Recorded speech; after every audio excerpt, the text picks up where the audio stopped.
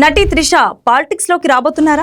దీనిపై అటు తమిళనాడులో ఇటు సోషల్ మీడియాలో విపరీతమైన ప్రచారం జరుగుతుంది. టీవీకేలో ప్రాథమిక సభ్యత్వం కూడా లేని త్రిష ఎమ్మెల్యేగానే కాదు, ఏకంగా డిప్యూటీ సీఎం కూడా అవుతుందని కూడా అర్థం లేని ప్రచారం వినిపిస్తోంది. తమిళనాడు ఎన్నికల్లో చరిత్ర సృష్టించిన విజయ్ తిరుచి ఈస్ట్, పెరంబూర్ 2 చోట్ల గెలిచారు.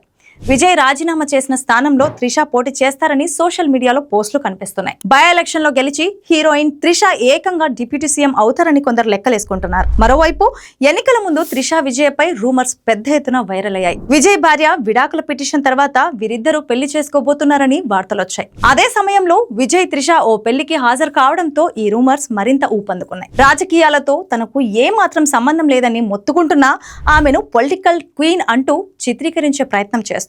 గతంలో ఆమె అమిత్ షాను కలిశారని, బీజేపీ టీవీకే మధ్య వారధిలా వ్యవహరించారని సాగిన పాత ప్రచారాలను కూడా దీనికి ముడిపెడుతున్నారు. అంతేకాదు, ఏదో ఇంటర్వ్యూలో సీఎం అవుతానని సరదాగా చెప్పిన మాటల్ని ఇప్పుడు వైరల్ గా చేస్తున్నారు. నా సీఎం అవును ఏకంగా గతంలో తమిళనాట ఎంజీఆర్, జయలలిత అన్న డిఎంకేలో కీలకంగా ఉన్నట్టు ఇప్పుడు విజయ్, త్రిష కూడా ఉన్నారనేలా సోషల్ మీడియాలో పోస్టులు కనిపిస్తున్నాయి. వాస్తవానికి త్రిష పాలిటిక్స్ పై ఇప్పటికే చాలాసార్లు క్లారిటీ ఇచ్చారు. తమిళనాడు బీజేపీ నేతలు చేసిన కొన్ని వివాదాస్పద వ్యాఖ్యల సందర్భంలో తనకు రాజకీయ ఆంక్షలు లేవని, సినిమా తన తొలి ప్రాధాన్యత అని ఆమె తేల్చి చెప్పారు. ఇప్పటి వరకు ఆమె టీవీకేలో కనీసం సభ్యురాలు కూడా కాదు. పార్టీ ప్రచారంలో కానీ, విధాన నిర్ణయాల్లో కానీ ఆమె ప్రమేయం లేదు.